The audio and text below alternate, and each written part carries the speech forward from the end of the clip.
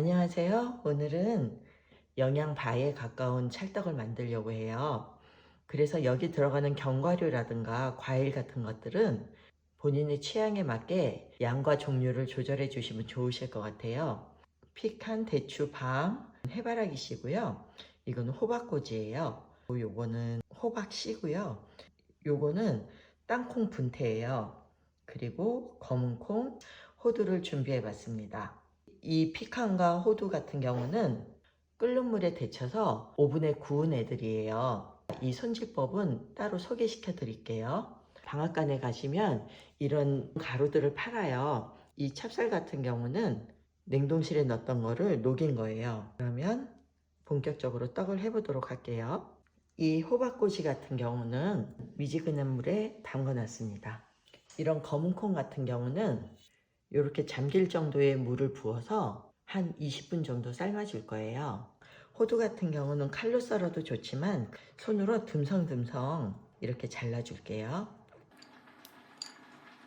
지금 검은콩은 끓기 시작해서 중불로 낮춰서 앞으로 15분 정도 삶아줄게요.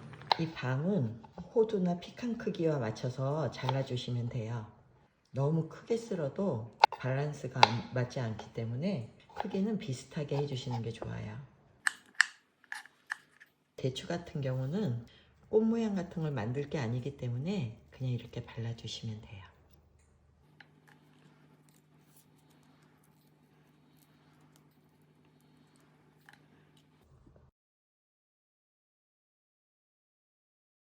견과류와 과일의 양이 어느 정도 되는지 한번 담아 볼게요.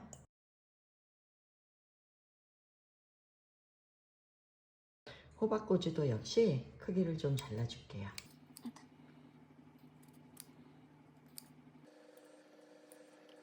이렇게 호박꼬지도 준비하고요. 콩도 다 삶아져서 이렇게 해서 물기를 빼서 좀 식혀서 넣어 주셔야 돼요. 이렇게 화면상으로 보셔도 쌀과 이 속 재료들의 비율이 얼추 비슷하죠. 이렇게 비슷한 비율로 해서 떡을 만들어 놓으면 약간 영양바 같은 느낌이 나요. 이 찹쌀 같은 경우는 체에 한 번 내려줘도 좋고 한 번 이상 체에 내려주면 김이 잘 올라오지 않기 때문에 자신이 없으신 분들은 그냥 내리지 말고 소금을 넣고 이렇게 살짝 비벼서 섞어 주시는 게 더 좋으실 것 같아요. 한번 물을 줘 보겠습니다. 하나, 둘. 섞어준 다음에 이렇게 해서 주먹을 줘보시면 전혀 뭉쳐지지 않는 걸 볼 수 있으시죠? 지금 상태로 봐서는 하나, 둘, 셋, 넷. 그날의 날씨라든가 이 찹쌀의 보관을 어떻게 했느냐, 이 물 주는 게 확 달라지거든요. 그래서 항상 이렇게 해보시고 쥐어 보셨을 때 얘가 살짝 뭉쳐야 돼요. 지금 같은 경우도 약간 건조하거든요. 하나, 둘, 셋. 10큰술 들어갔어요. 오늘처럼 이렇게 부재료가 많이 들어가는 경우에는 이렇게 잘 익지 않다거나 이런 일이 별로 없거든요.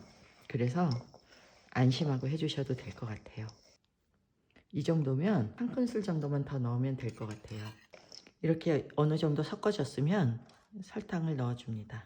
항상 설탕은 마지막에 넣어주셔야지, 그렇지 않으면 이 떡이 질퍽해질 수 있거든요. 그리고 잘 섞어주지 않아도 군데군데 이 설탕이 뭉쳐서 누렇게 되거든요. 그래서 그러지 않도록 이 정도 이제 됐어요. 면보 위에 설탕을 솔솔솔솔 뿌려준 다음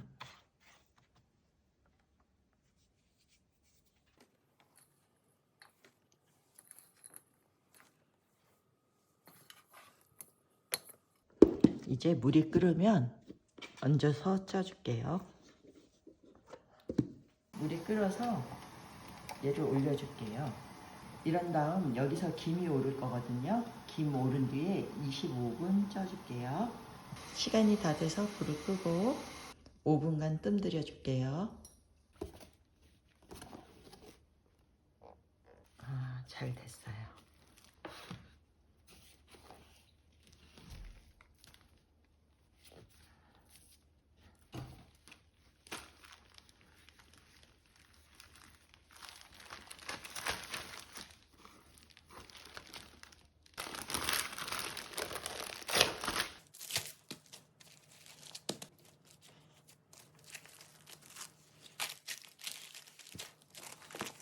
이 틀은 아무거나 집에 있는 틀 이용하시면 되고요. 굳이 이 틀을 사지 않으셔도 돼요. 이렇게 해서 식혀두도록 할게요. 그리고 나머지는 이 틀에 넣어서 진짜 영양바처럼 한번 만들어 볼게요. 이 한 칸에 들어가는 양을 제가 재보니까 60g이니까 딱 들어가네요. 이렇게 틀에 하나씩 넣어줬어요. 얘도 굳혀서 나중에 꺼내 볼게요. 이렇게 영양바가 완성이 됐어요.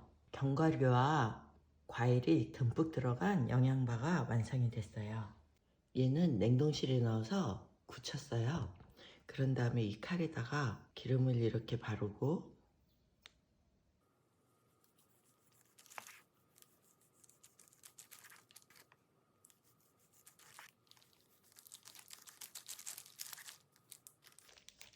이렇게 포장을 해서 냉동실에 넣어놨다가 드시고 싶을 때 꺼내 드셔도 좋고요.